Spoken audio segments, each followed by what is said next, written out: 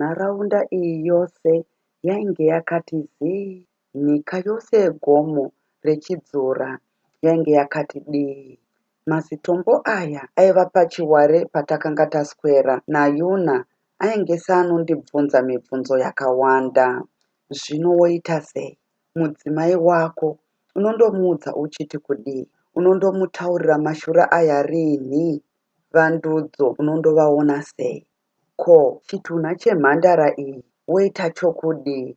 Ko, zvauri mupurisa, munhu wemurau, unozvibuda uchiti zvinokwanisika here? Ungakwanisa here kundotaura kuti ndiwe waswera nomwanasikana uyu nhasi? Ungatenda here kuti musikana akadai kuti apo kunguma angari musikana wako worudo? Ko, kana wabvunzwa kuti wanga uchinyararirei zvawaswera vachimutsvaga unoti chii? Ko, zvino unoziva chamuuraya here? Ndainzwa mibvunzo yose iyi seyaibvunziwa namatombo aya. Dai zvainzi matombo anotaura nhai, ndingadai ndakaudzwa kuti chii chaizvo chainge chapfuudza Yuna. Asi izvi zvakanga zvarambidzwa naMwari kare. Kunyange ndaizviziva zvangu kuti handisiri ini ndakauraya Yuna, asi ndakazviona kuti hapana munhu wandaitaurira kuti ndakanga ndaswera naYuna pedzi ndoti, asi handizivi kuti akafa sei. Ndakaziva kuti hapana aizvitendera izvozvi. Kana pava parufu rwakadai, nyangwe hama yomushakabvu chaiyo inogona kutopumwa uroyi. Ndakasimuka kubva pachitunha paya ndokudzima magetsi emotokari. Ndakatarisa kumabvazuva ndokuona kuti kunze kwakanga kwava kuda kuedza. Miranzi yomwedzi jena guru yakanga yava kusvova ichibaya mbabvu dzegomo nechekumadokero kwaro. Chadzera chomwedzi chakanga chakwira napamusoro paro chichindomhara kumatunhu aiva kumadokero. Izvi zvakaita kuti panzvimbo iyi yandaive paite mhindo yakati nziko. Pakarepo ndakapindwa nepfungwa dzokuti zvimwe mweya waYuna wainge uri panzvimbo iyoyi wakandikomberedza. Hana yangu yakamboti tihu. Ndakambofamba-famba. Pamwe ndaiti ndikabata musoro wangu ndowana uri dombo chairo. Bvudzi rangu rakanga raoma souswa hwapachuru panguva yechirimo. Ndakanzwa kumeso kwangu kuti nyakata. Ndikafunga kuti zvimwe misodzi, asi ndakazoti batei wanei idikita. Dikita iri rainge risiri kumeso chete, asi kuti rakanga rakati tekeshe nomuviri wose kusvika kwose kwose napai pose.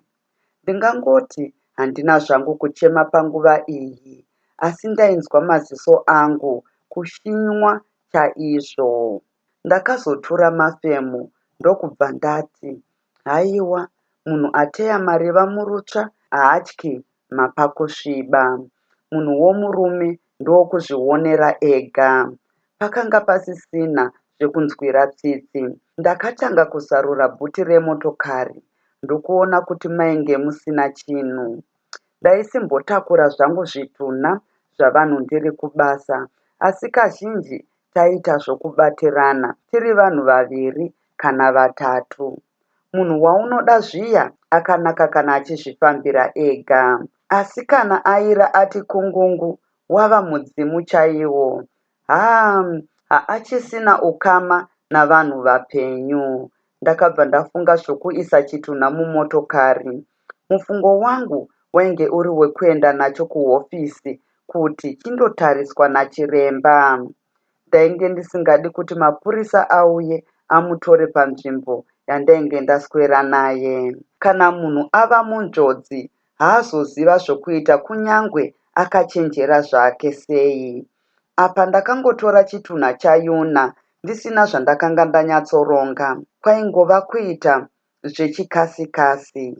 Zvino handina kuziva kuti chitunha mutoro usingabviri.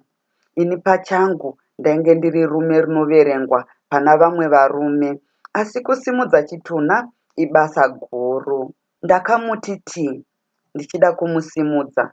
Ndakabata muno muchiuno ndokubva atsvedza sehove. achibva ati pasi rimbindi. Ndakasara ndakabata siketi yake mumaoko angu. Pandakazviti bamama, muviri wangu wakamboti rukutu. Yakanga yava imwe nyaya yokumupfekedza. Ndakada kuti panobatei, izvo zvikati ko, wakambopfekedza siketi uchibva nekumakumbo here? Hazviripo kana munhu avhunduka chinhu anobva aita rema chairo. Ndakatozofunga pava paya ndokumupfekedza ndichibvira nokumusoro. Dikita rakanga rava kuyerera. Ndainzwa rimwe richidzira nomusana wangu. Nguva yokuripukuta pakanga pasisina. Somunhu wemurume ndakangozvishingisawo. Ndakazomuteka-teka zvisinei svikei mubhuti muya njonjonjo.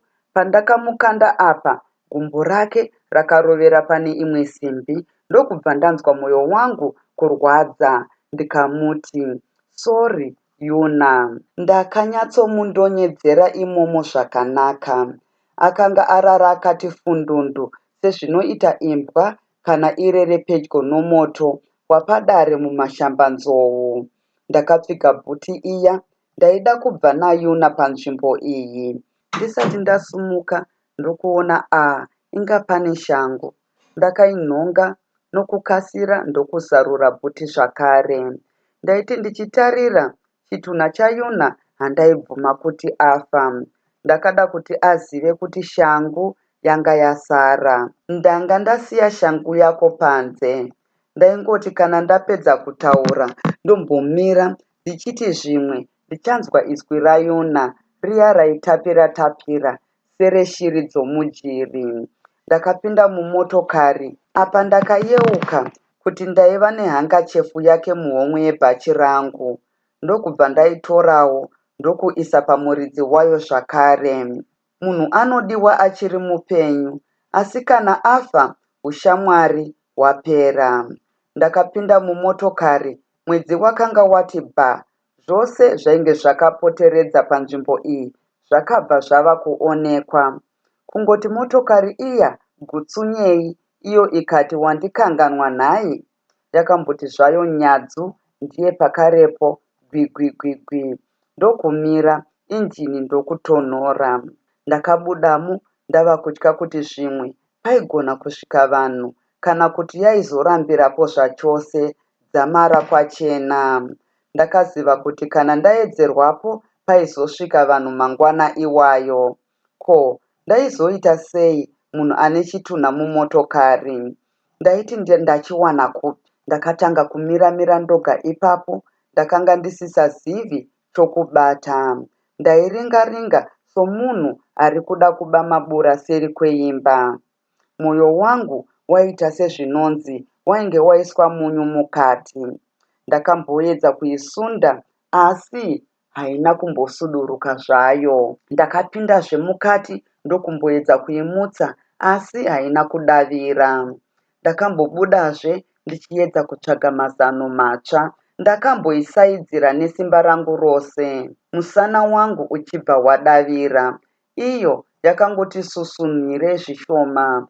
Ndakambozarurazve kuinjini ndokubata-bata. Kungozoti pindei, kungoiti korongonyi, ndakanzwa yoti zhimu. Ndakaivhetura ndichiibvisa panzvimbo yorufu iyi. Mumwoyo mangu makauyazve mubvunzo, ko, chaizvo ndoenda kupi naye? Pakarepo ndakafunga kuti ndine imba ini. Kana riri shura randivinga kudai, regai rimbosvika pamba. Asi ndakazoti ko, mai vasara ndingandovaudza here mashura akadai? Handiti vangatanga nokuridza mhere. Zvandaifunga kudai, motokari yaiita sezvinonzi iri kufamba zvayo yoga, kana kuti zvimwe yaifambiswa nomudzimu pamwe nemweya waYuna. Ndaishuva kuti dai yabondera zvayo, ini ndikazowanikwa ndava chitunha. Ndakapfuura napagaraji riya ratakanga tanwisa peturu. Nechemumwoyo ndikatanga kuona vandudzo. Ndakati ko, pazuva ravachanzwa kuti ndini ndaiva naYuna pazuva raakatsakatika, vanotii? Kana vakaerekana vaona ndiine chitunha chomwana wavo, vanondiita sei? Nhai Mwari, apa ndakatanga kuzvidemba kuti dai ndaisiendawo kusvondo, zvimwe Mwari aigona kundinzvengesa njodzi dzakadai. Ndakanzwa muviri kuti zete. Motokari yangu yakapfuura nemudhorobha reMoja, ndichipendera hofisi yedu ndokucheka nerimwe divi, ndichienda kuToga Township. Rungano rwose rwokuenda kwangu kuchidzura naYunam rwakatanga kuuya mumusoro mangu. Ndakazvituka zvokuti dai zvinhu zvinenge zvaitika zvaigona kudzorerwa shure nhai, handisati ndaida kukwazisana nomusikana zvake. Kukwazisana chaiko handisati ndaitendera, ndaizoziva kuti zvine ngozi. Ndakanyatsofunga kuti dai ndanga ndaenda zvangu kupikiniki nomudzimai wangu nomwana wangu Sara nemotokari yemhuri yangu zvaidii. Zvechokwadi ndakazozviona kuti ayewa, mufaro uyu wokubira une uchi negavakava, chitunha chomusikana mumotokari mangu. Izvozvo ndaingotyaira, asi zvandaindotaurira mudzimai kumba ndizvo zvandaishaya chaizvo. Peku, ndikati ndasvika pamba pangu zvino, hakuna akauya kuzonditambira, kunze kwakanga kwatochena, ndakanga ndisina kumbokotsira usiku hwose. Ndakasendeka mota yangu pakadaro apo, yainge yakaraicha. Makanga muine mhuka isingataridzwi mudzimai. Makanga muine mhuka isina mambava, mhuka inenge mhunzamusha chaiyo. Makanga muine musikana ndambarukuse ane firo isingazivikanwi. Dai ainge ari masikati, mai vaSara vaimhanyira kuzarura kubhuti, nokuti ndimo mandaiisa mapasuru enyama yemhuka dzataitsika nemotokari dzakaita semhembwe, mabhima, mhene, dzimwe nguva tsuro chaizvo. Pamwe mhuka idzi taisidzipiwa neshamwari dzedu dzaisevenza mumasango. Dai akada zvokuvhura musi uyu, aisangana namashura aimurovesa hana. Kuzouya kuedza nhai baba vaSara zvaita sei?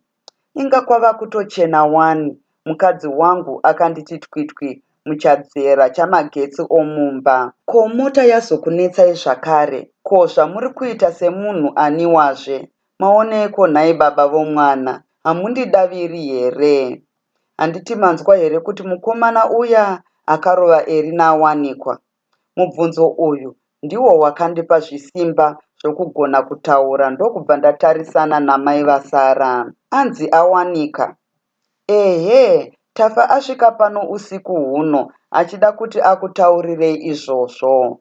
Ndiani mukomana wacho? Kwanzi anonzi Temba. Anonzi pane munhu here? Mwana mudiki chaiye. Vava kungoshinwa vana vamazuva ano ava.